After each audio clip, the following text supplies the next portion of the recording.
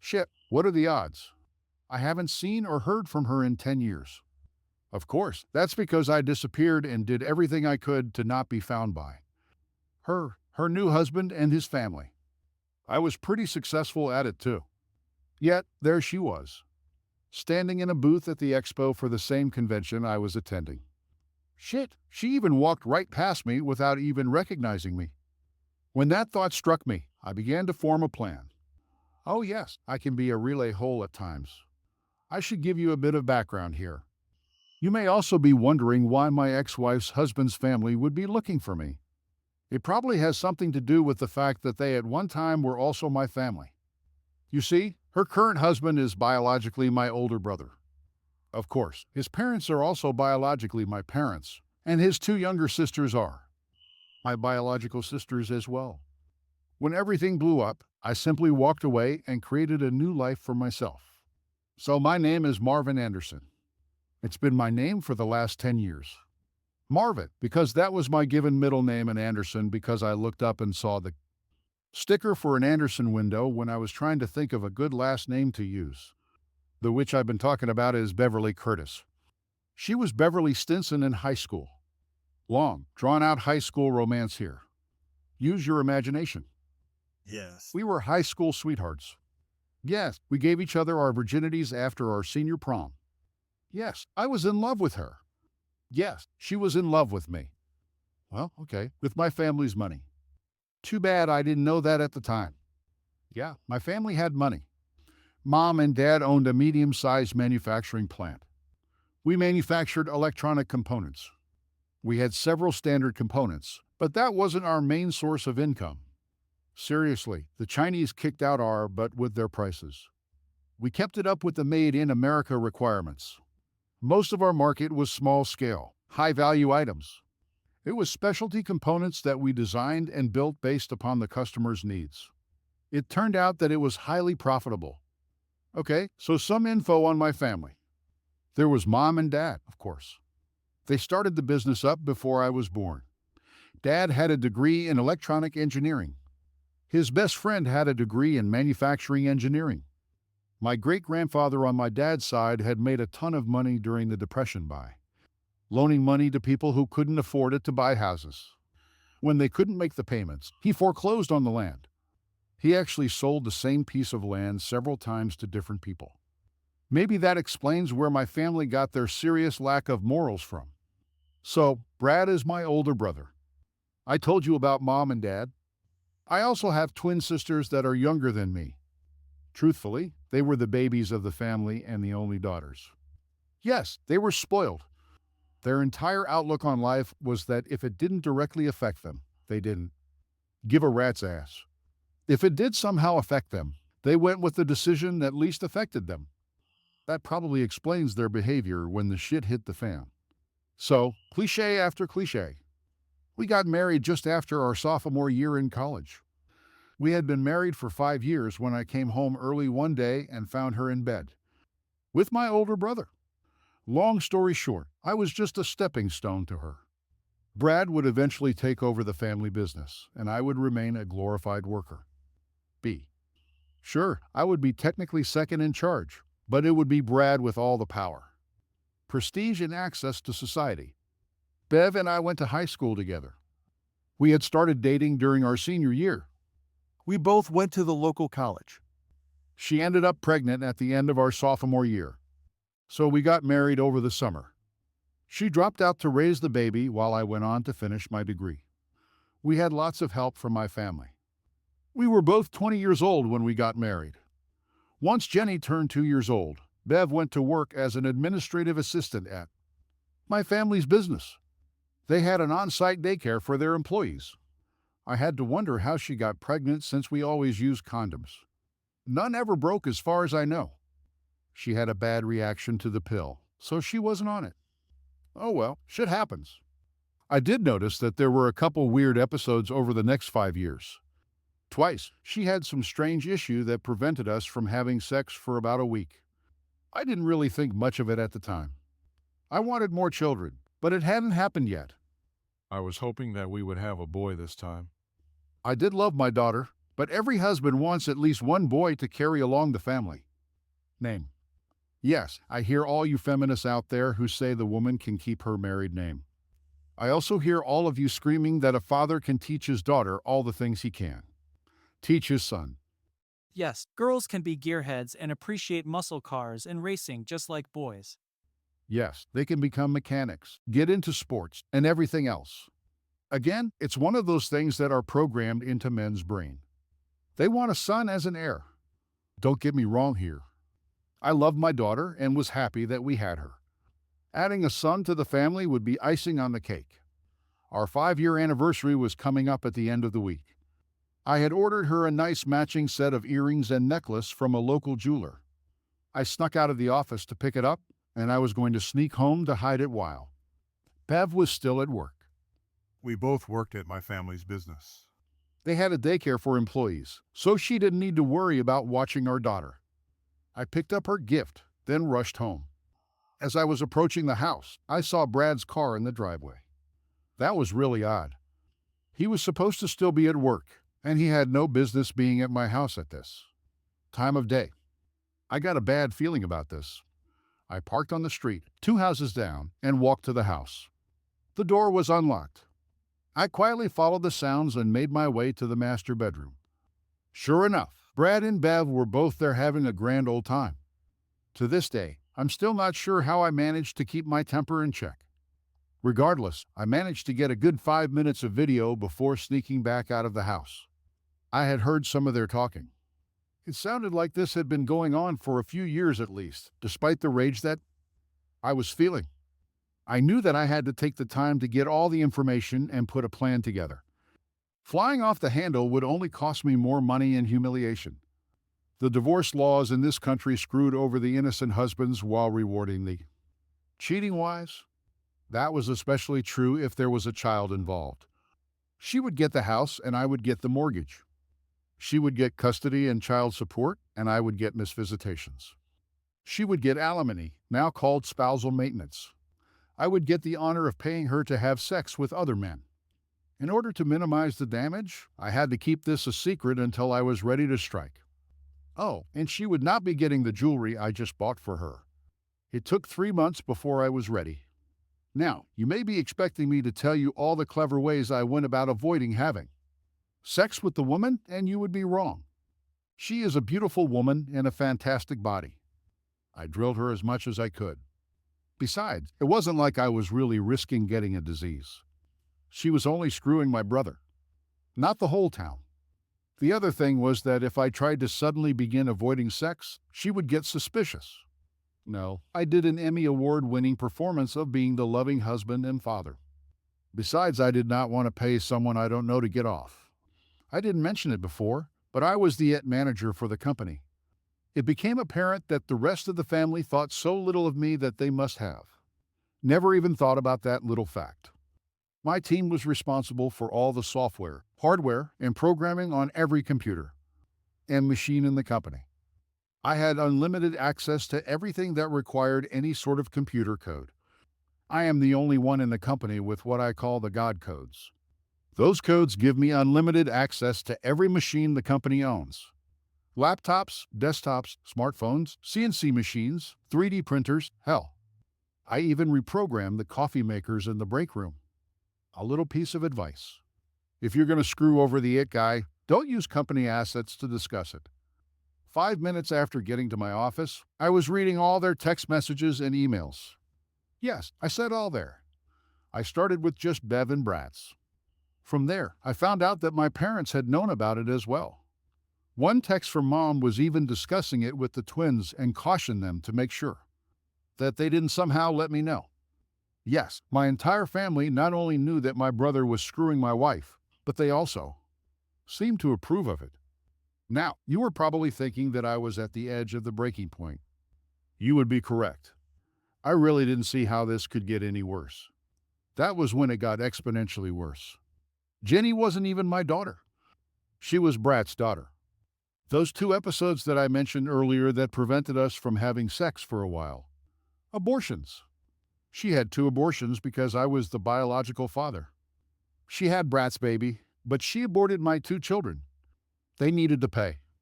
They needed to pay a lot. The more I discovered, the more I planned. Don't ever mess with the it guy. You may be wondering why. I know I was. It turned out it was just plain old greed. Brad was being groomed to take over the company. I was never going to be more than a shareholder, a minor one at that, and kept on as the head of it. They were going to string me along as they could before Bev asked for a divorce, so she could marry Brad. His income was going to be much higher than mine ever would. Why the wait? It's simple. They needed me to keep the machines going until they could find someone to replace me, if needed. Sure, they hoped I would just accept the situation and stay. But they also wanted a backup plan in case I left. Besides, I was raising their child and supporting Bev. So Brad had less to pay out. He could build up his finances to better take care of his wife and child later. They were also planning on never telling me about the true parentage of Jenny, thus leaving me on the hook for boatloads of child support payments.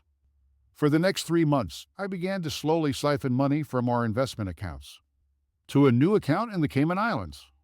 I sold Bev on the idea of taking out a second mortgage on the house to install a huge swimming pool and entertainment area in the backyard. Of course, she agreed to that. It would make it so she and Brad could do more entertaining, and I would be on the hook to pay for it. It took a full month for the loan to go through. I stashed that money in the offshore account as well. I would bring home some designs about once every 2 weeks to show her that I was working on it. I did the designs myself while I was supposed to be working. I even put a notice in an online website that we would be taking bids on the work. We ended up interviewing 5 different contractors. I hired a PI to place hidden cameras in the house while Bev was at work.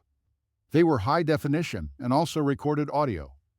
Everything was recorded to a cloud server that could only be accessed by me, the PI, and my divorce lawyer. I continued to copy all their emails and text messages. I also printed out hard copies and kept them in a new safety deposit box I had opened in a different bank. That was under a new name, Marvin Anderson. I'm not a stupid person. I knew that when the shit hit the fan, every one of them would be pissed beyond belief.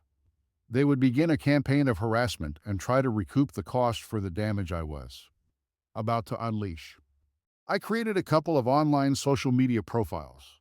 I also created a fake website showing that Marvin Anderson was a very wealthy entrepreneur. He had an MBA as well as 2 bachelor's degrees, one in business administration, the other in international finances.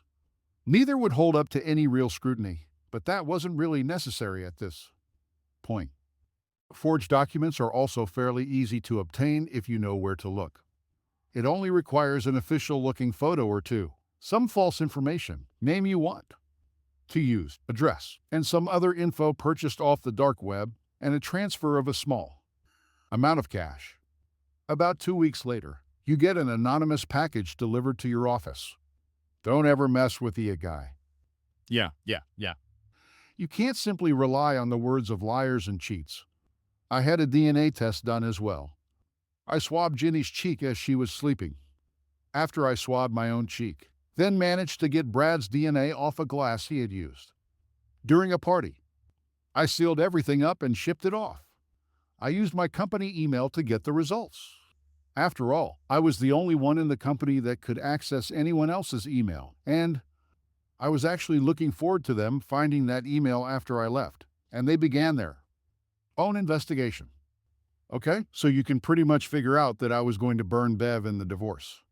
You can also see that Brad was going to be singed a bit as well. Not a roast Brad and the rest of the family. Brad wasn't going to be too hard. Brad was a bully as well as being an arrogant fool.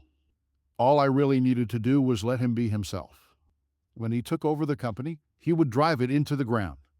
His inaptitude would ensure the company's demise within a couple of years. Not only would the company go bankrupt, but he would become a pariah in the industry for destroying a very profitable business. I figured that I could help him along in that endeavor. First off, I figured that the family owed me for what they were doing and planned to do to me. I did what I do. Fake account, fake invoices, a couple of lines of code in the financial programs, nothing Too big that would be noticed, but big enough to hurt when they found out. Also, it was big enough to set me up financially for a long time if I needed it. Marvin Anderson was about to become rather wealthy. The next thing was to build and set the timer for the bomb. This took me a week to build. No, it wasn't a literal bomb that would cause physical destruction and injuries. I'm a computer programmer, not a criminal. This was a software bomb. It would cause havoc, but only in the financial and efficiency of the company. It was set to go off with a specified set of circumstances. I could either set it off by command, or it would go off when certain pre-programmed events took place. It would cause every computer and smartphone in the entire company to simultaneously crash. Every computer control machine would suddenly either stop working or, worse yet, go haywire. For those that went haywire, I had a special plan. Those were the CNC and milling machines. Finally, the day came. I know I probably should have done it differently. It probably would have been better, or at least safer if I would have not actually been there. Me being there gave them the chance to physically confront me. That was a downside. It meant that they could possibly hold me there and physically threaten me. Yes. That was kind of foolish on my part. Still, a train wreck is fascinating. There is a reason people cannot look away when they see one about to happen. It is almost unheard of to get enough advance warning of one so you can plan on being there and watching it. I simply couldn't resist. Also, I did have a plan to distract them long enough to make my escape and need be. It wasn't needed.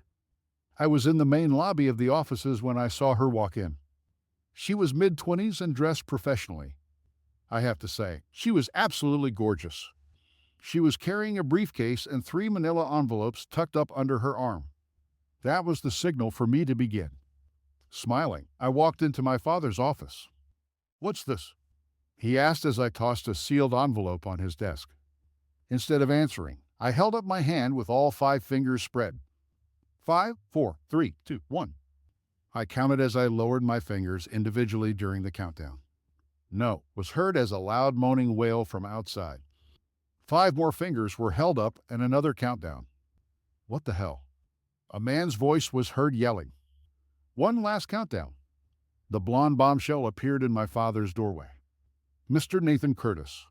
she asked in a Georgia drawl that sounded like peaches and honey. "Yes, I am," he replied. She handed him the last envelope, then stated, "Y'all have been served. Have a nice day." She took a quick photo of him holding the envelope and was out the door. That should explain everything. I laughed and quickly made my exit before anyone could get their wits back and make my departure. Difficult. The letter that I dropped on my dad's desk was my immediate resignation citing a hostile work environment. This was based upon the company's management and owners accepting as well as encouraging the sexual relationship between the president of the company and the wife of one of their managers. Of course, Dev was served with divorce papers and Brad was served with a lawsuit for creating a hostile workplace and alienation of affection. I was also suing him for back child support as well as future child support. I had removed all of my personal effects from my office a couple days ago. I also had quietly removed everything that I wanted from our house. All the financial stuff had been taken care of as well. The divorce gave Bev the house, and I had cleaned out most of the savings account. My lawyer had a power of attorney so she could act on my behalf without me actually being present. When the door closed behind me, Michael Curtis died and Marvin Anderson came to life. That was the last time I saw any of them for the next 10 years. Counseling was ordered. My lawyer had no idea where I was, and I wasn't telling her. It was dropped. I was ordered to pay child support. My lawyer had all the evidence that she wasn't my child and that they had deliberately deceived me on that fact. My countersuit against Brad for child support was successful. She tried for alimony. I was no longer employed, and she was now making more money than I was. My lawyer graciously refused any alimony payments from her. As for the house, my lawyer produced a quick claim and told her she could have it. The rest of the assets that were still there were given to her. Brad was moved in before the week was out. I had relocated to the West Coast. So the alienation of affections lawsuit went nowhere as they usually do. Brad didn't need to pay me a couple $100,000 for creating a hostile work environment. He was the boss, and screwing an employee's wife did not go over very well with the judge. The company settled for about $2 million when the evidence showed that they knew and were actually encouraging the affair. I ended up with just over $4 million between the lawsuits and all the money I skimmed, as well as the investments and savings I took. Yes, she should have gotten half the savings and investments, but good luck finding me or the money. I waited for about 6 months after all the suits were settled before I triggered the bomb. It fried the servers and rewrote all the coding for the CNC machines. Financial data was lost, and the machines began spitting out products that were out of spec. It took 2 weeks before everything was fixed. That was 2 weeks with no production. That threw off a lot of the scheduling and caused several missed deadlines. I ended up starting my own consulting company. I used an offshore LLC to keep my name off of it. I became fairly successful. 2 years after I left, I was involved in a traffic accident. It required some rather significant facial reconstructive surgery. I decided to use that to my advantage and modified a few features that I really didn't. Like, I always thought my nose was too big, so I had to make it smaller. My chin was a little weak, so I had that fixed, just a couple small modifications. Since I always hated my chin, I had maintained a goatee since I was 18 years old. Now, with my chin reshaped, I began going smooth-shaven. With just a couple minor changes, I looked completely different than I did before. The trucking company that owned the rig that plowed into me was paying for it anyway. One other change was that I was also in much better shape. I was always fit, but not overly so. Sure, I spent a couple hours a week in the gym, but it wasn't exactly hardcore workouts. It was mainly just to keep me from getting soft. After the accident, I had to go through some rather rigorous physical therapy. That got me into the habit of working out harder. Yeah, it sucked at first, but I soon discovered that it made me feel a lot better. I began to also notice that I was looking better as well. Before, my stomach was flat. Now it had a defined hard six-pack. My chest, legs, and arms bulked up as I added muscle. I went from an average sort of thin office worker to a muscular, confident man. Yes, it was totally their fault. The driver was on speed, had been driving for too long that day, had forged his logbook, and the truck was lacking in proper maintenance. I ended up owning the company after that. I immediately instituted new safety rules and ended up firing 5 drivers. The reputation of the company improved, and we were getting more business. I had to sit with the NTSB regulators and outline my plan for improvements first. I keep them updated. Once the insurance company saw what I was doing, the insurance rates dropped as well. It didn't take long for my new policies to get around, and the reputation of the business increased dramatically. We delivered on time and safely. I had hired a couple new mechanics and made sure that all the trucks and trailers were properly maintained. So, between my consulting business, the trucking company, and a plethora of good investments, I was very well off. And now I was looking across the room at my ex-wife for the first time in 10 years. Those old feelings of betrayal and anger began to surface again. Sure, I got all of them out of my life, but they never got punished for what they did to me. I never got any real revenge on any of them. That's when an evil plan began forming in my head. I would pay them back just the same way as they betrayed me. It was obvious that Bev hadn't recognized me. She had walked right past me, looked directly at me, and smiled. It was one of those smiles that women give to a man that they are attracted to. It wasn't really flirty, just probably unconsciously, telling him that she finds him attractive. This was going to be fun. I knew her weaknesses and motivations. It was just a matter of using the proper bait on the hook. I had exactly the proper bait I needed for this. Suddenly, I had a thought. I pulled out my phone and checked the date. Yep. Perfect. My plans expanded to include even more destruction. I just needed to convince her that it was safe. I soldered over to the booth she was at. I really had no use for anything that her company provided, but she didn't need to know that. I began looking at the brochures on the table, pretending to be interested. Do you have any questions about any of our products or services? A feminine voice asked. Something to see her for the first time, I answered. Actually, I do have a few questions, but I am afraid that I don't really have the time right now to properly get all the information I would like. I am interested in a couple of products, and I am looking at needing a large supply of each. Unfortunately, I am on my way to a meeting right now. Oh, okay. Can you stop back by later? Unfortunately, I won't be available until about 7 o'clock this evening. I believe that's when the expo closes tonight. Tell you what, here's my card. I'm basically just going to be hanging out at my hotel this evening, so give me a call and I can meet you somewhere and answer all of your questions. Yep. The prospect of placing a big order had her interested. Now to get her to bite. How about this? I'll make dinner reservations at Mario's for 7 o'clock. It's right here in the hotel, and I have heard it's one of the best Italian restaurants in the city. You can meet me there for dinner, and we can discuss what your company has to offer. Deliberately looking down at her left hand, I added, you can bring your husband along as well. After all, it's a business dinner. Oh, and here's my card. My name is Marv Anderson. I own Mac Industries, LLC. I have a few different businesses that could use some of your products.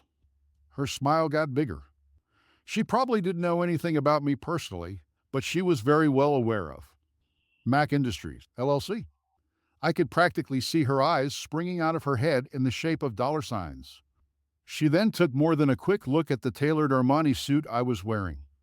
That would be great. It will just be me. My husband couldn't make it this time. That's okay. Do you want to ask any of your colleagues to join us as well? As if she wasn't about to share any commission with anyone else. Unfortunately, they will all be unavailable. It will just be myself. I'm sure that I can answer all your questions. I gave her a big smile and sauntered off across the room to the exit. No, I didn't have a meeting to go to. I went back to my suite. Of course, I was in a penthouse suite to prepare for my revenge. After showering, shaving, and everything else to get ready, I got dressed in another Armani suit. Couldn't wear the one I had on earlier. That would just show that I wasn't as rich as I needed to be. When I arrived at the restaurant lobby, I saw Bev was already there. She had apparently gone all out to impress. Her LBD was cut low, and the hemline was high. She was standing in 5-inch CFMS, and I was going to be interested in whether or not she was wearing thigh highs or stockings and garter belt. The plunging neckline made it obvious that she had foregone a bra, and I couldn't make out any panty lines where the tight dress molded itself to her delectable hips. Forget needing to dangle the bait in front of her. She was letting me hand feed it directly into her mouth. This was going to be so easy. It was almost boring. Okay, so she actually did answer all my questions over dinner. She also explained why her product was superior to the competition's.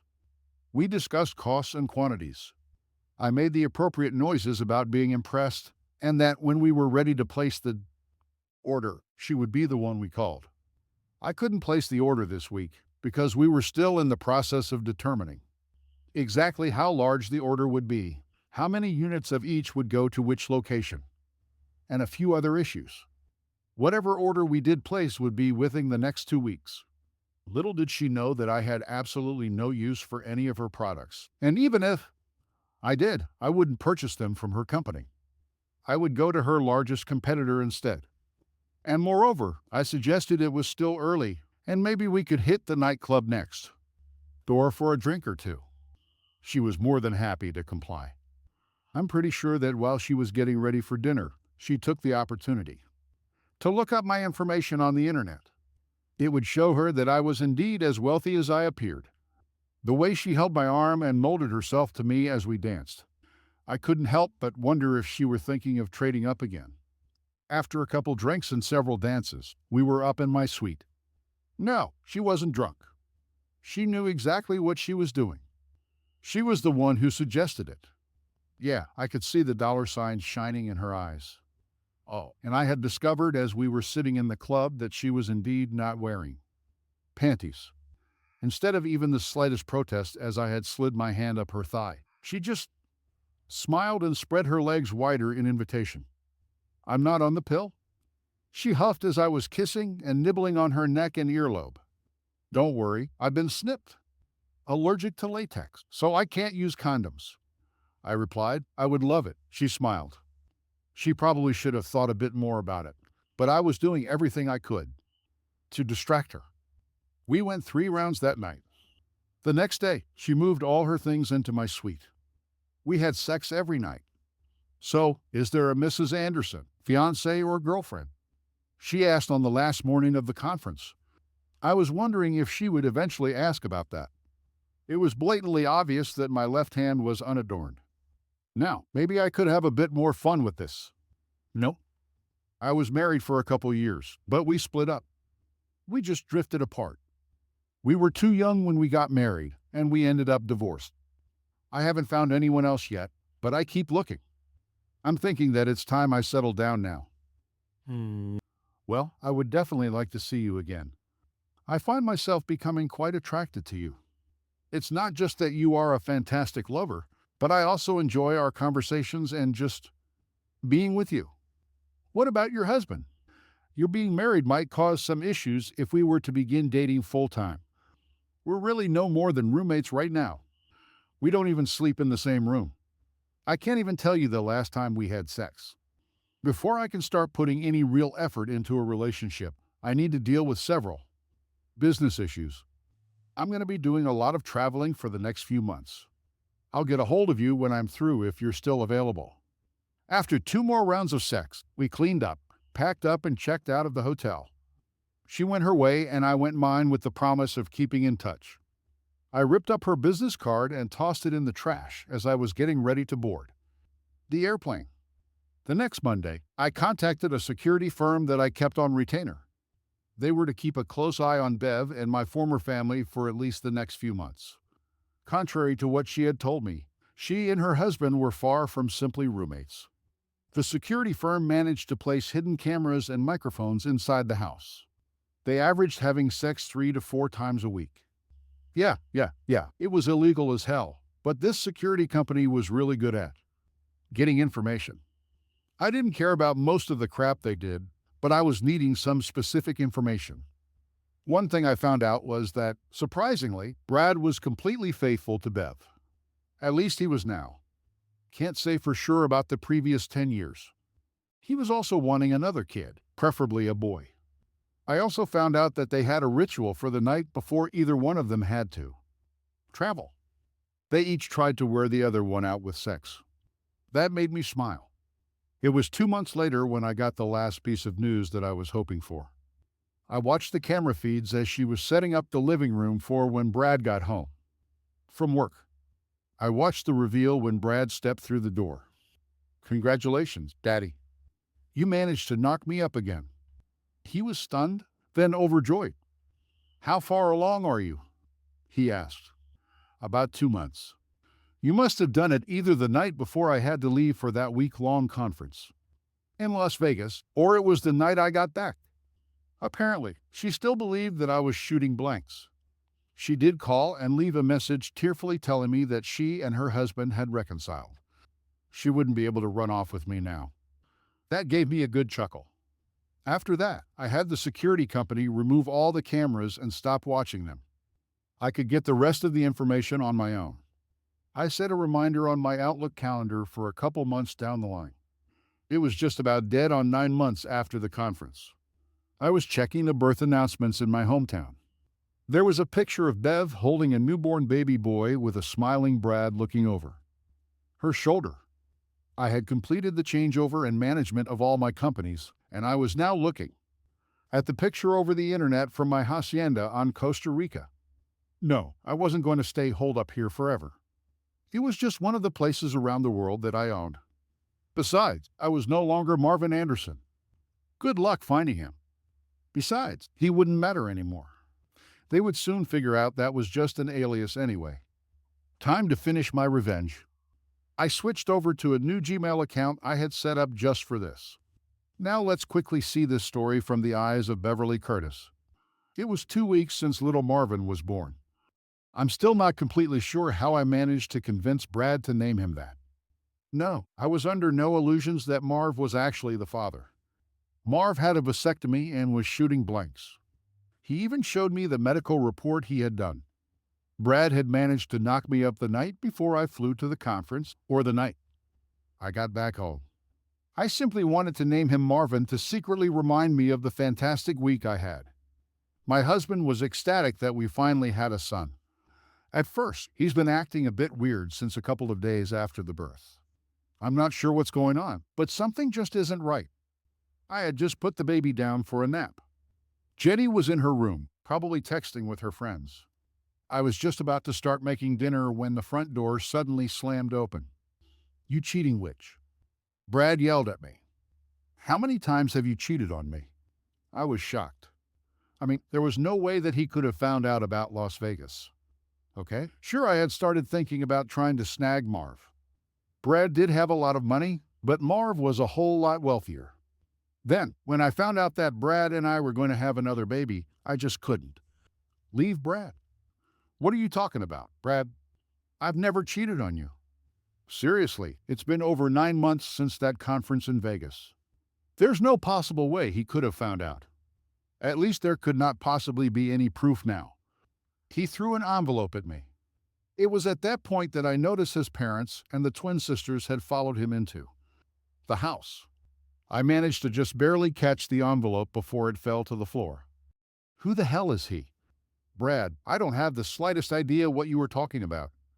About 2 weeks ago, I got an email with a link to a website showing a shitload of videos of you screwing some strange guy while you were at the conference in Las Vegas 9 months ago. It also suggested that I get a DNA test done on the baby. It said that there would be a couple surprises in there.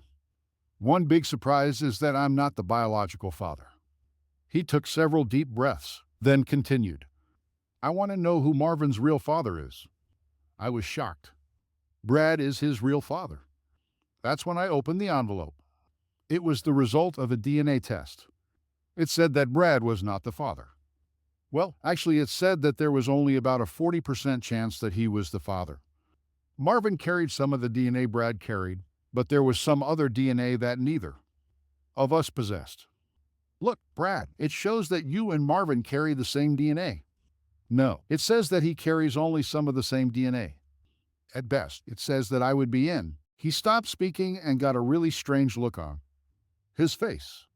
Oh my God. Michael, that scream came from my mother-in-law. No, it couldn't be.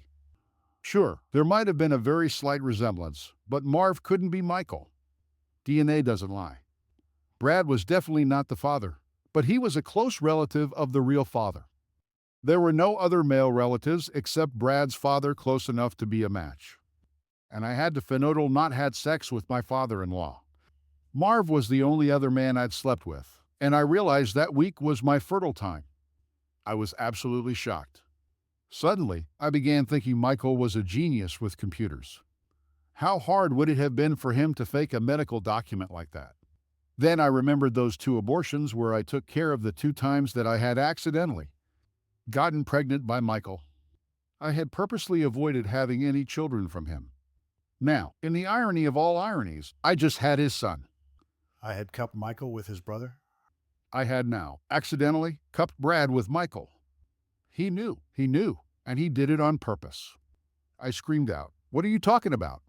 Nathan asked. I didn't recognize him. He looked completely different than he did 10 years ago. I'm sure he recognized me, though. He knew all the right buttons to push. He knew exactly what he was doing. He seduced me. He told me that he had a vasectomy.